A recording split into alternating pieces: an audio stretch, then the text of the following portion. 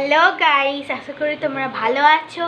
অনেকদিন পর তোমাদের সাথে দেখা হচ্ছে, কারণ আমার পড়াশোনা এখন তো ফোরে উঠে গেছি, পড়াশোনার চাপ একটু বেশি হয়ে গেছে, তাই জন্য তোমাদের সাথে কথা বলা হয় না।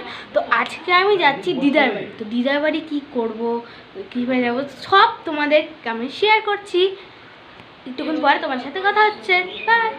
তো আর তোমাদের সাথে কথা বলে আর ফেরা হলো না, কারণ আমি তোমাদের সাথে কথা বলে তোলে আমি ঘুমিয়ে গেছি, খাইও নি সকালবেলা কিছু। তো এখন আমি স্নান ধান করে একবার তোমার সাথে কথা বলছি। তো স্নান ধান করা হয়ে গেছে, চুলে যেহেতু যাবো আমার বাড়ি, তো চুলের শ্যাম্পু দিয়ে দিচ্ছি, এখন খেতে বসবো।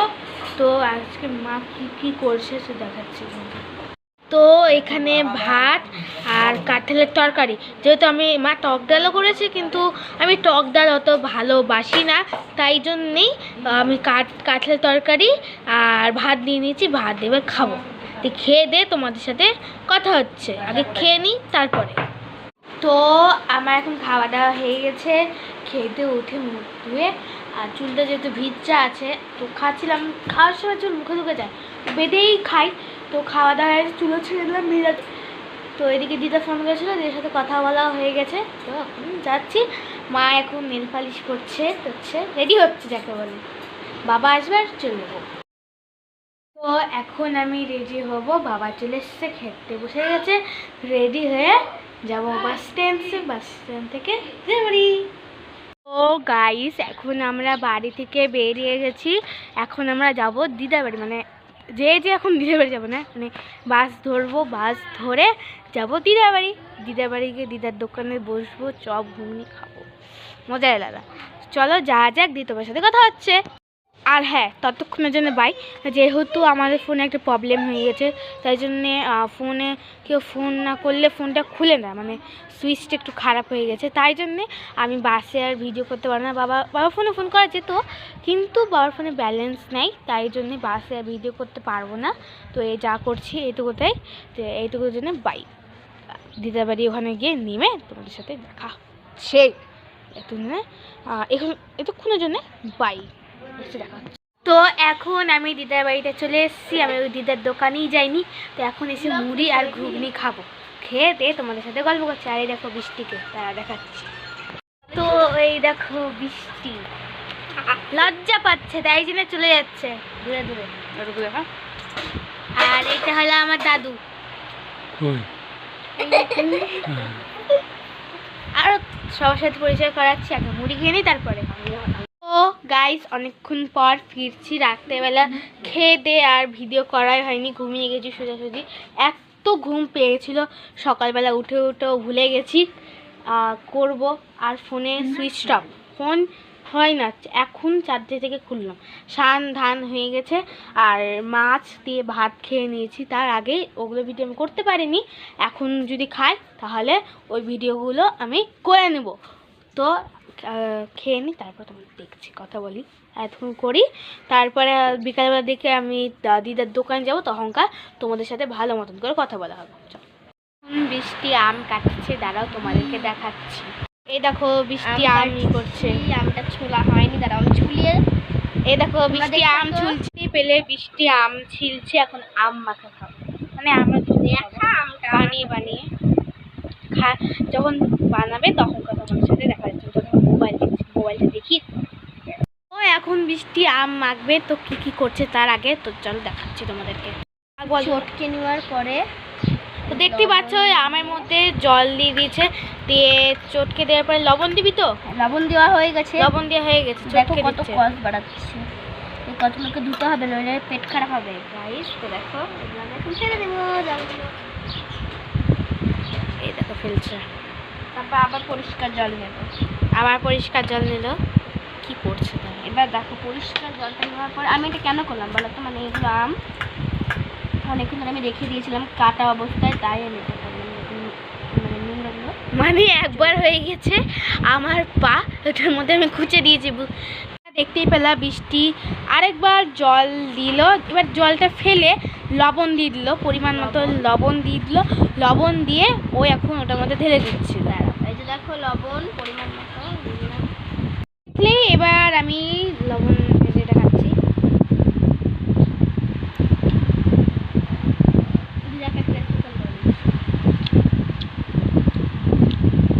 টক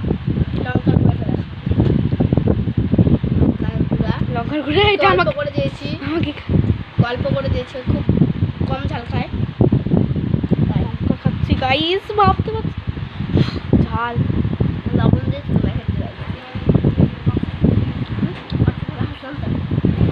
প্রচন্ড টক, এত টক বলার কথা না। তোমাদের ভিডিও করে যাচ্ছে, খেয়ে নি তারপরে তোমার সাথে দেখা হচ্ছে।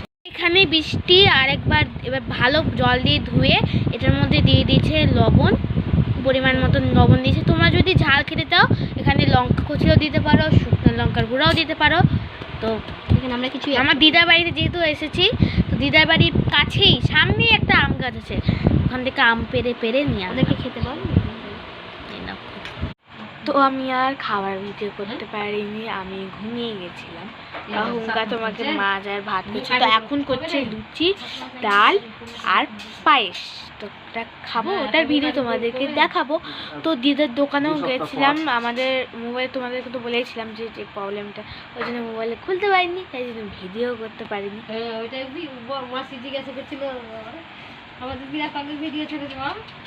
তো দিদা ওখানে লঙ্কা ওটা ছাড়ছে, বাবা এদিকে লুচি বেলছে, তারপর যখন হয়ে যাবে সব কিছু তখন তোমাদের সাথে ফিরছি।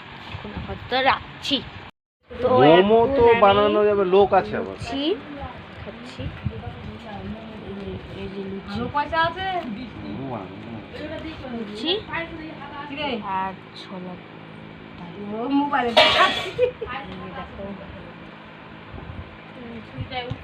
দারুণ খেতে, খেয়ে নিই তারপরে তোমার সাথে গল্প হচ্ছে। তো এখনই আমি ঘুম থেকে উঠলাম, এত দেরি করে উঠলাম আজকে। তো ঘুম থেকে উঠে আর রাত্রেবেলা তোমাদের সাথে কোনো গল্প করতেই পারলাম না, খেয়ে দেই হাতও ধুইনি আর ঘুমিয়ে গেছি।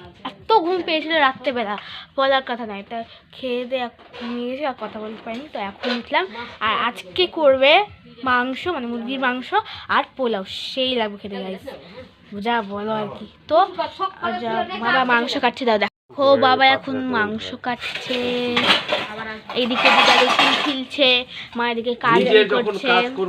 এই দেখো এখানে এক গামলা, বড় গামলা ভর্তি পেঁয়াজ, কতগুলো পেঁয়াজ দেখতে পাচ্ছ, সব মাংস দেখতেই পেলা। বাবা মাংস ছিলছে, আর ওই যে পিছনে দাঁড়িয়ে আছে নাইটি পরে, ওটা হলো মিমি। দেখতেই পেলাম মিমিকে, মিমি লজ্জা পাই ক্যামেরার সামনে আসতে। তো তখন হয়ে যাবে, তখন তোমাদের সাথে ফিরছি আবার। যা বললাম এখন আবার ফিরে আসলাম, কারণ এখন আমি ফিরে যাচ্ছি, তরমুজ খাবো। তরমুজ কেটে ফ্রিজে রেখে দিয়েছি, তো অন্ধকার ঘর, তো তরমুজ বের করবো। তো বৃষ্টির লাইট ধরিয়েছে, লাইট, তো তরমুজ গেট খুলছে। এই দেখো তরমুজ হাফ ফ্রিজে আছে আর হাফ কেটে রেখে দিয়েছি।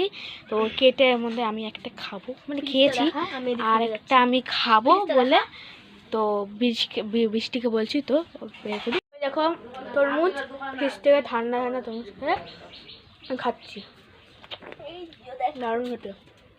তো আমি চেয়ারে বসে গেছি আর খাচ্ছি, একবার ঠান্ডা ঠান্ডা কথা না, খেয়ে যাবে ফিরছি।